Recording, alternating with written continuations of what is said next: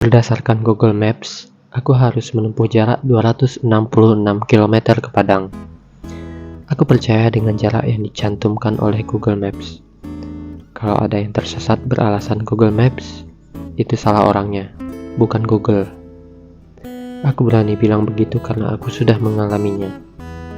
Akan kutunjukkan nanti. Untuk waktu tempuh, itu relatif.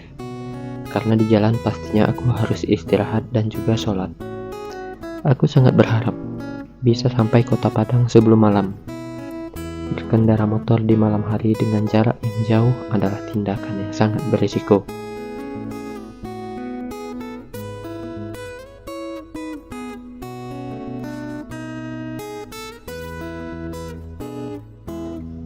Dalam perjalanan kali ini aku mencoba suatu hal yang baru. Bisa dibilang ini adalah eksperimen. Aku tidak membawa koper ataupun tas.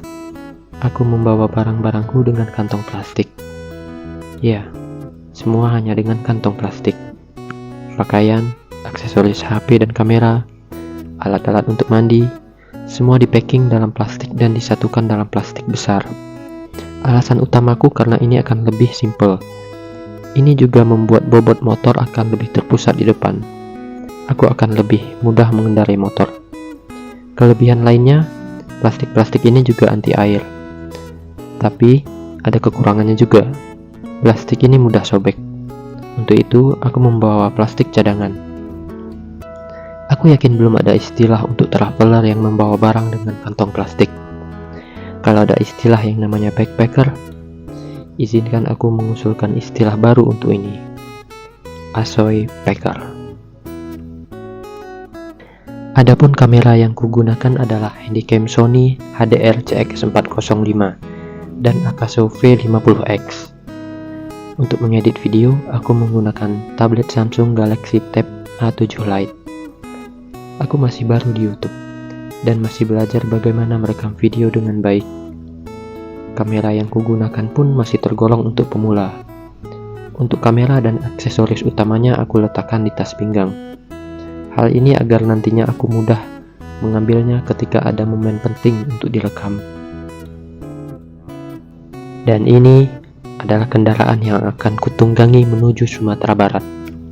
Motor ini adalah keluaran Yamaha. Tipenya Vega ZR. Produksi tahun 2013. Umurnya sudah cukup tua, sudah 10 tahun. Tapi aku masih percaya, Vega ini akan membawaku ke Sumatera Barat. Insya Allah dengan selamat.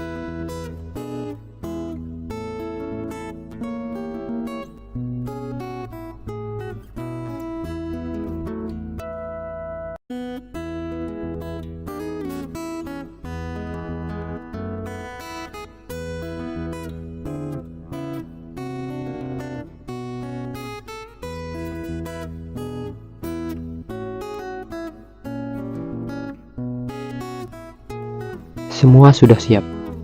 Aku siap berangkat. Berdasarkan pengalaman, ketika mengendarai motor dalam waktu yang lama, salah satu musuhnya adalah terpaan angin. Aku menambahkan rompi dan syal untuk melindungi diri dari angin. Sarung tangan juga penting. Terlihat di sini aku belum memakainya, karena aku akan membelinya nanti di perjalanan.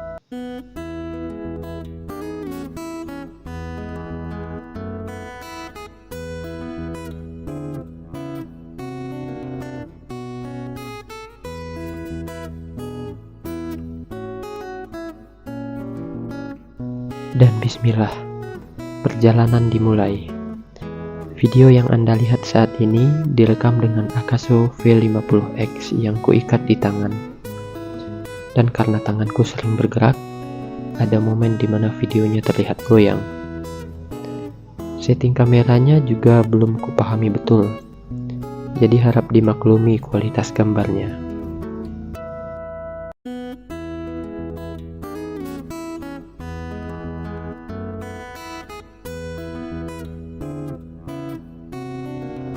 Cuaca terlihat bersahabat. Sebenarnya aku berniat berangkat kemarin, tapi karena kemarin hujan cukup deras, aku baru bisa berangkat hari ini. Terlihat di sini jalanan masih cukup sepi. karena hari ini adalah hari raya ketiga. Orang-orang mungkin masih sibuk di rumah bersama keluarganya.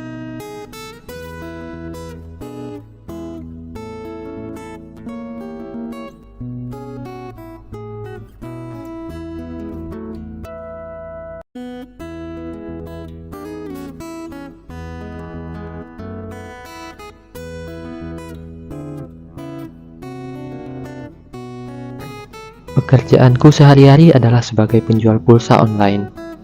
Sebenarnya aku sudah menutup order sejak malam takbiran hingga aku selesai liburan. Tapi ada beberapa pelanggan yang mendapat pengecualian. Salah satunya adalah Ibu Asyah di dekat tempatku tinggal. Karena ditawari minum dan kue lebaran, segan aku menolak mampir. Terlihat di sini, penduduknya masih tinggal di rumah yang terkesan tradisional. Sekitar pukul 10, aku beranjak dari rumah Bu Asyah.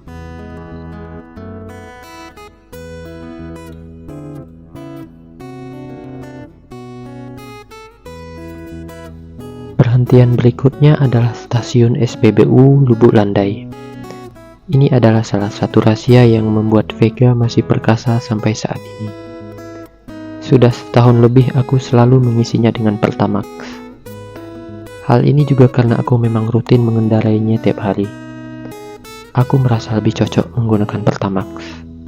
Ganti oli pun rutin kulakukan, paling tidak sebulan sekali. Tak sampai 1 jam, tibalah aku di perbatasan Kabupaten Bungo dan Provinsi Sumatera Barat. Tampak di lampu jalan, jarak yang harus kutempuh adalah 221 km untuk sampai di Kota Padang. Dan 2 monumen yang berbentuk rangkaian itu menandai bahwa orang yang melintasinya telah memasuki Sumatera Barat. Kalau dihitung-hitung, jarak Kota Bungo ke Provinsi Sumatera Barat hanya 45 km. Cukup dekat. Oleh karena itu, tidak heran banyak warga Sumbar yang merantau ke Bungo. Cuaca di sini terlihat berawan, tapi aku merasa optimis. Aku tak akan menemui hujan dalam perjalanan.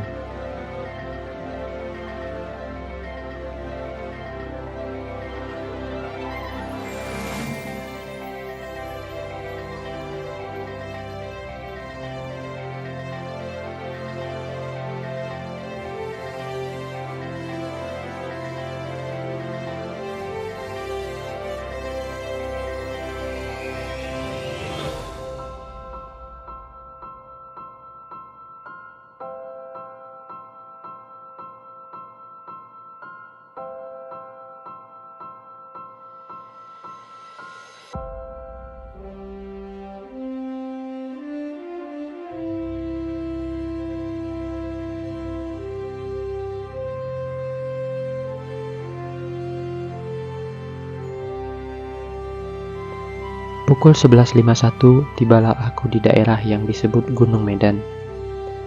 Daerah ini cukup penting bagi bus-bus besar yang melintasi Sumatera Barat. Karena di titik ini, mereka biasanya berhenti untuk istirahat dan makan.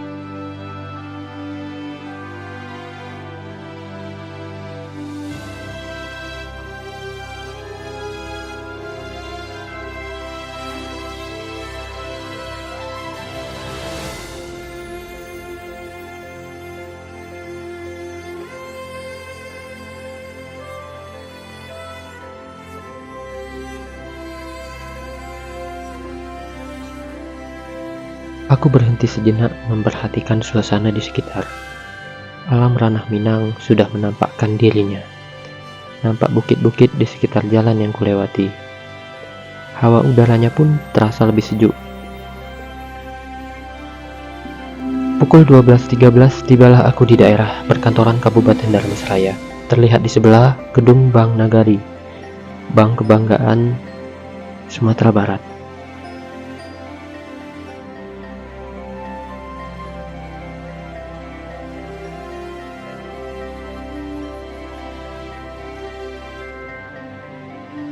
Tak jauh dari situ ada kantor Bupati Dharmasraya.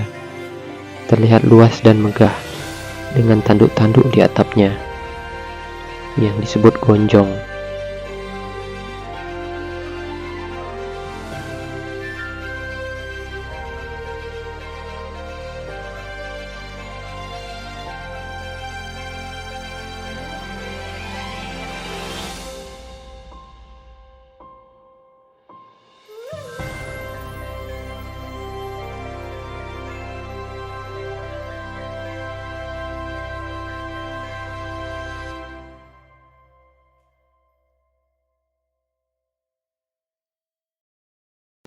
Karena sudah dekat dengan waktu istirahat dan sholat zuhur, aku mulai mencari-cari lokasi yang cocok untuk sholat dan juga makan siang. Dalam perjalanan ini, aku berniat mencari masjid atau musola yang tidak begitu ramai oleh pemudik. Dan sepertinya masjid ini cocok dengan yang kuinginkan. Lokasinya sulit diakses oleh mobil karena turunannya curam. Dan memang, ketika aku tiba di sana, hanya ada satu mobil dan satu motor.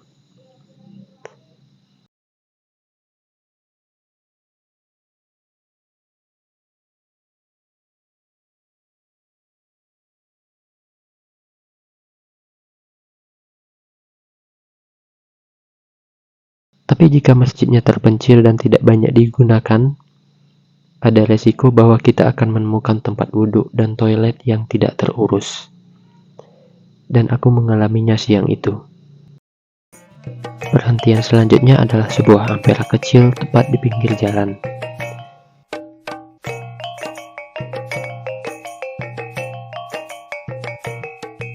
Saat ini aku sudah memasuki daerah Sijunjung. Alasanku memilih tempat ini karena tempatnya relatif kecil dan tidak banyak pemudik. Di tempat yang kecil seperti ini, biasanya kita juga bisa lebih berinteraksi dengan pemilik atau pengunjung yang datang. Harganya pun terjangkau dibanding restoran atau rumah makan di jalan lintas yang dipenuhi oleh para pemudik.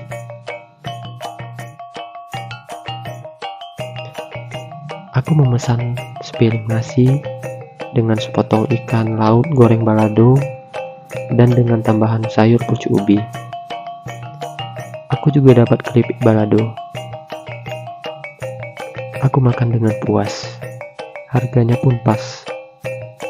Hanya 15.000. Ketika aku tanya nama amperanya, ibu itu bilang, Ampera Manenggang. Lokasinya di Tanjung Gadang, Sijunjung.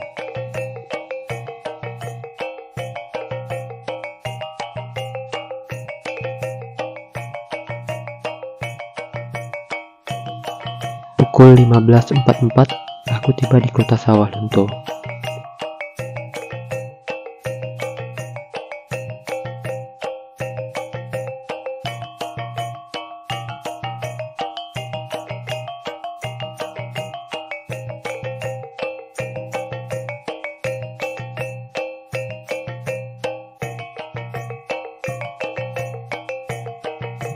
Sawah Lunto sebenarnya memiliki sejarah yang unik dan menarik untuk dikunjungi. Kota ini dulunya ketika masa kolonial Belanda terkenal dengan tambang batu bara. Sayang, dalam perjalanan kali ini aku tidak singgah ke Sawah Lunto. Mungkin lain kali.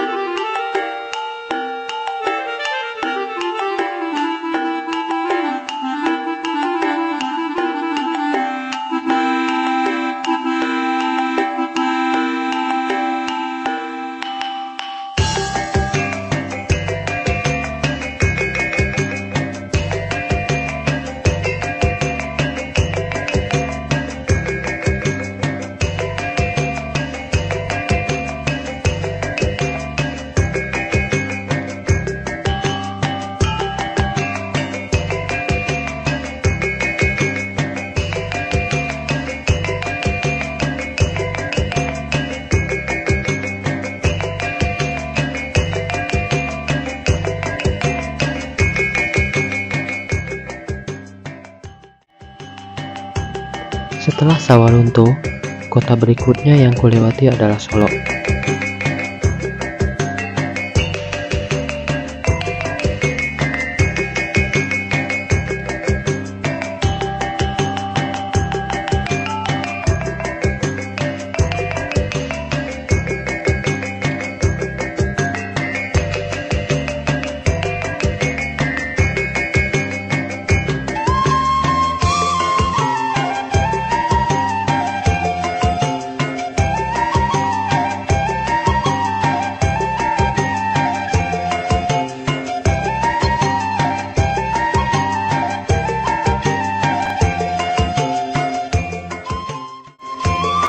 Dan untuk kedua kalinya, aku mengisi Pertamax secara full.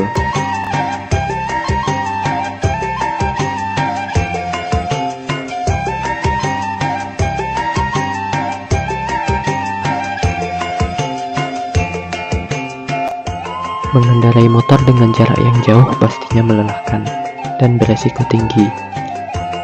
Tapi inilah kelebihannya.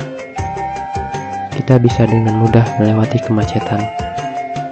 Ketika mobil-mobil berjalan merayap, motor dengan mudahnya menyelinap.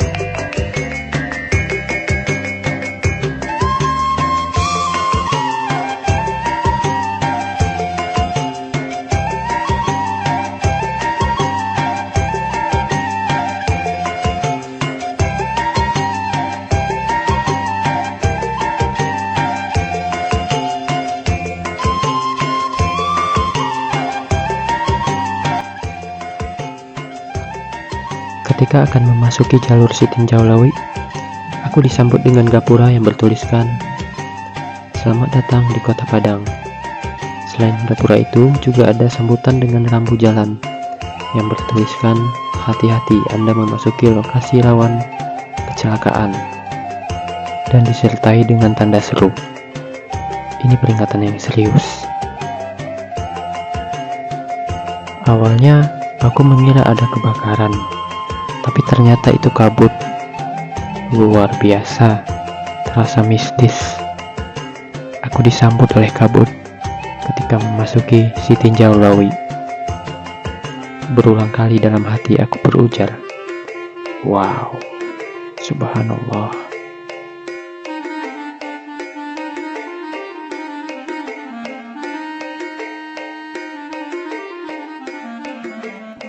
Jalur Sitinjau Lawi sudah menjadi salah satu ikon di Sumatera Barat. Banyak YouTuber yang mendapat penghasilan dari sini. Banyak juga relawan yang mendapat nafkah dengan membantu mengatur lalu lintas di Sitinjau Lawi.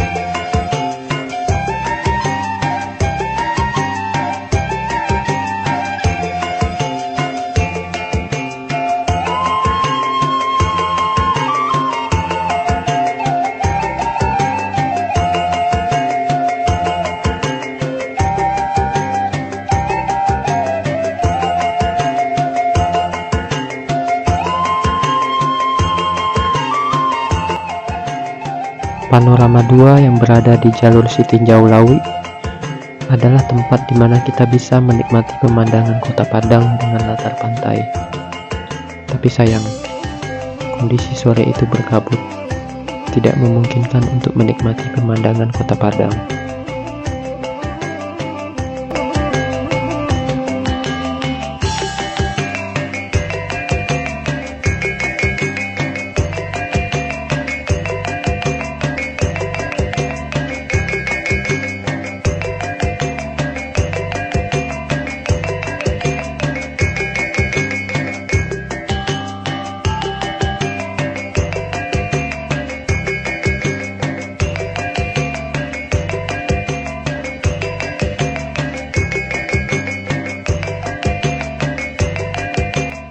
Dan ini adalah tikungan viral itu.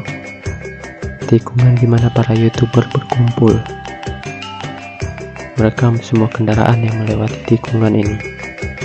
Motor, mobil, bus, truk, segala kendaraan yang lewat di tikungan ini tak akan lepas dari sorotan kamera.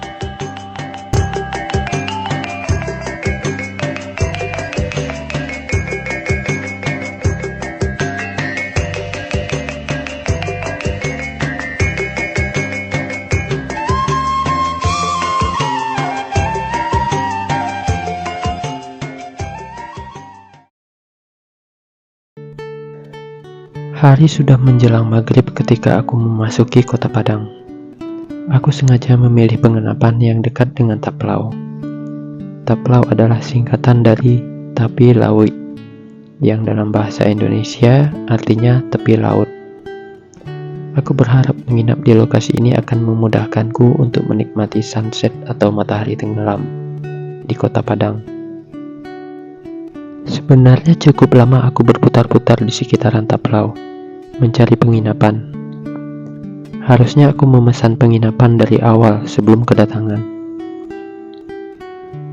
Rasanya adegan berputar-putar mencari penginapan tak layak untuk dipertontonkan. Hanya membuat frustasi.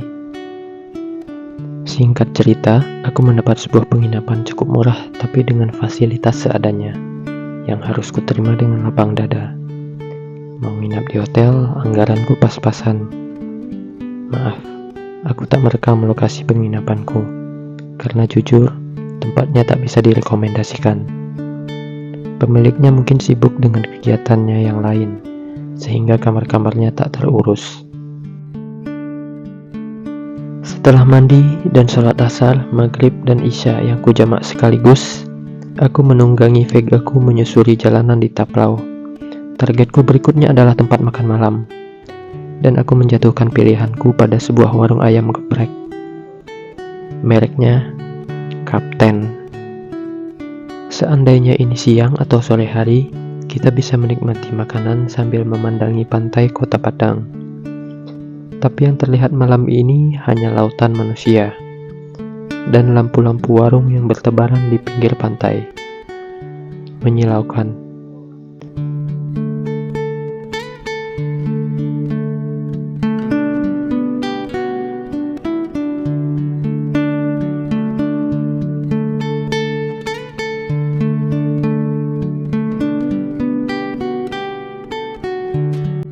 Jujur, ada sedikit rasa menyesal. Bisakah aku menikmati Taplau dengan situasi seperti ini? Rasanya aku harus berlapang dada, menerima apa yang ada.